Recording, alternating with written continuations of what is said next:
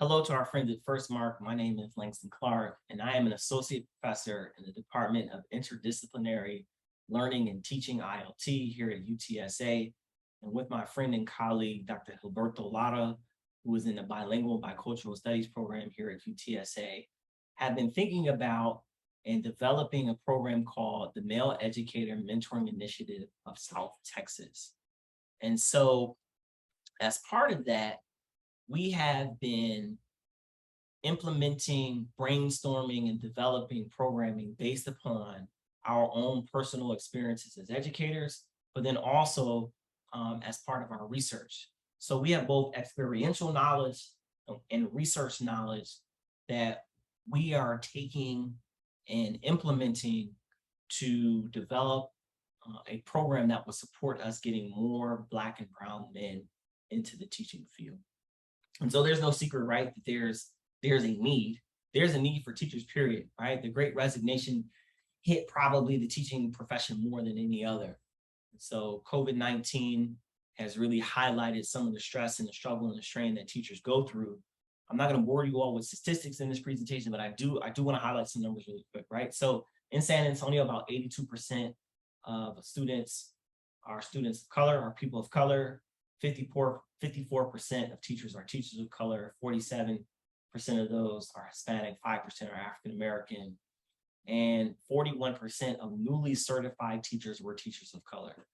And so I don't want to confuse a certified teacher with an uncertified teacher, right? So that means they got their bachelor's degree, that they passed the state exams, and all of that. And so a teacher isn't necessarily a certified teacher. And what we are trying to do is get more men of color to be certified, highly educated, ready to go teachers for our community. And about 24% of teachers from the 2015-16 school year to 2019-2020 school year were men. And so I want to talk about our model really quick, okay? Our model for how we're going to be working with these young men to get them into the classroom isn't the old model. The old model says that higher education is separate from teacher education. Now, I know what you're thinking, like, if they're in the teacher education program, how could it not be higher education? What I mean is like from a research perspective, from a framework for which we educate teachers, we don't always consider majors, regardless, it could be chemistry. We don't always consider the higher education experience that our students are going through. But through my research and Dr. Lara's research, we have found that the programs that do the best job of nurturing and shepherding and getting students through teacher education also do a good job of getting them through and preparing them for higher education. So here's an example. UTSA has a first year experience. That first year experience isn't necessarily combined or connected to their experience as a teacher education student. What they do in the dorm with housing, the programming there, isn't necessarily connected to what they're doing in the classroom to become teachers. And so what we want to try to do is really mesh and mold those two experiences together so that our teacher education experience is supportive of our young men's higher education experience. And that our young men's higher education experience is supportive of their teacher education experience. And so that could mean them being in a dorm together with specific programming that helps them deal with the unique sort of struggles that a teacher education student will have. So our students from early on in their college career, they have internship experiences, right? They have to do field experiences in their classes. And so time management, having a job, these are the type of supports and conversations we can have specific to them if we do a better job of combining higher education and teacher education. One of the things that we're going to do as well is have a new model for the way we think about mentoring, okay? The old model of mentoring says that you get one mentor. It's a one-to-one thing. Well, we're not doing that. What we want to do is we want to create constellations and cascades. Cascade mentoring basically means that information flows down and throughout the cascade. It flows down and throughout the network. Now, the waterfall picture shows the water flowing down. But in this cascade, the water flows down, around, everywhere it needs to go. So here's an example.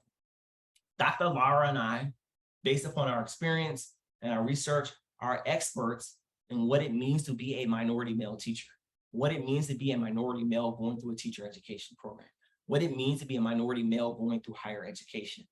We have social capital, we have access to resources that the typical graduate student, upperclassmen, underclassmen don't have. And so as those resources are needed, as those connections are needed, as that wisdom is needed, right? We will send that information down through the cascade, okay? But we know that we aren't experts in the experiences that our freshman who's interested in teaching is having right now. And so the information and the supports that they need can also cascade up so that we can get them the supports that's needed to them through the cascade, all right? And so, as I said, constellation mentoring means that our students don't get a one-on-one mentor, but rather they have multiple networks of mentors to support them in whatever it is that they need. And so the example of what we're trying to do with these cascades and constellations are, let's say for instance, we want to implement a summer institute where high school students can come on our campus and learn what it means to be a student in higher education, but also learn what it means to be a teacher education student.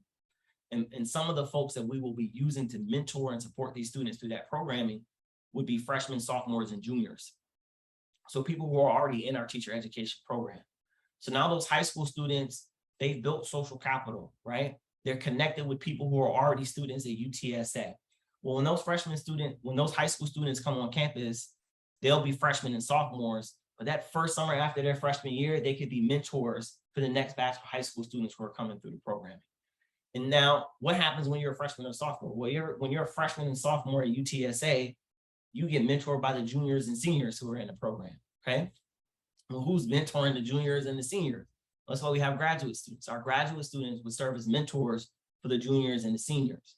Well, who's mentoring the graduate students? Well, Dr. Lara and I would be doing that. Dr. Flores could be doing that. Faculty, staff, administrators could all serve as support or a constellation for our graduate students who are serving as a constellation for our undergraduate students who are serving as a constellation for our high school students. But just because we have the cascade where the faculty and the staff are mentoring the graduate students are mentoring the undergraduate students who are mentoring the high school students, doesn't mean that a group of underclassmen, freshmen, can't have a network of mentors who are faculty and staff. So we're building in the cascades and the constellations through the experiences that we're providing for our students, okay? Also, I want to add that this isn't a model that just looks at the cascades and the constellations internally to UTSA. For example, so let's say we have a senior who graduates and they go on to become rookie of the year, teacher of the year in their first 2, 3, 4, 5 years teaching, and maybe they had an opportunity to mentor someone who was a high school student at the time coming through our summer institute. Well, that person who was in high school might wind up being a clinical teacher with the person who was their mentor years ago. And so clinical teaching is student teaching. And so what we want to do is we're going to start building these networks of familiarity so that as our students have their field experience and their clinical teaching, they wind up with somebody that they know, someone who can tell them the ins and outs of what it means to be a teacher, someone who can tell them the culture of the school that they're going to. And perhaps as a grow your own, as part of a grow your own model, that our students who are coming from these high schools would go back to their own high schools and wind up being teachers, go back to their own middle school, go back to their own elementary school. But really what we're trying to do is create a sense of familiarity and community among these men in the teaching profession here in San Antonio so they can support one another, so that UTSA can be a common place where they are all connected and supported. And so one of the things that we have tried to do is address an issue of sustainability. And again, I want to thank Firstmark for their initial support of what we're doing at UTSA Giving Day. We were able to raise around $8,000 to support the programming for our students. And so once we show that we're able to raise our own funds, some of those funds perhaps could go into an endowment that could support our students long-term and perpetually, we are able to get more funding to do what it is that we are trying to do with our minority males here at UTSA. One other thing what we're trying to do is this is all really part of an ecosystem. And so we are partnering with as many entities as possible to make this happen. So of course, City Education Partners has been here with us. We have done some work with the Center for Black Educator Development, Summer House Institute, which provides, which really is the model for what we're trying to do in the summertime for our students and supporting them into becoming teachers. Brothers United is a program here at UTSA that is trying to help our minority males navigate higher education. The 100 Black Men of San Antonio have been integral in sort of building partnerships with City Education Partners and others. And then Project Males, which Dr. Lara is affiliated with, and the Center for Minority Serving Institutions are all entities that could go to support what we're doing through research, grants, and other forms of support. And then I would add that we have a unique opportunity here in San Antonio to partner with other institutions of higher education to be the type of city that has a community of teacher education programs, that has a community of higher education institutions that are supporting our men of color, not only through higher education, but also through teacher education. So we aren't thinking about this necessarily as a model for the rest of the country, although it could be, is that we want to be a model, a role model, and a partner with other organizations, with other institutions of higher education to build the best ecosystem to get more men, more teachers into the teaching profession as possible. And we have unique needs here in San Antonio that may not be the needs of some other places. So we are being intentional about creating an environment and an ecosystem sustainable for San Antonio to be a place where men in the classroom can thrive and do well and be role models for our students long term. And as again, Firstmark has been like really the first major supporter in terms of funding for what we are trying to do here at UTSA. I would just say, imagine what it would be like to have our first cohort of students coming through our program to be the Firstmark Fellows, right? These men will be the pioneers who are setting the tone for all the other cohorts or generations of minority male, Black and brown teachers who are going to come through the program here at UTSA. And if we do a good job, the entire ecosystem that's supporting getting more men into the teaching profession here in San Antonio.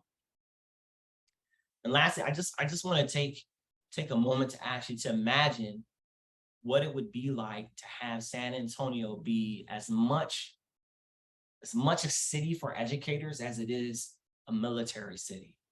And I think that what we're trying to do here with MEMIST, with the Firstmark Fellowship, is be the beginning of the development of a municipal culture that treats teachers like privileged citizens.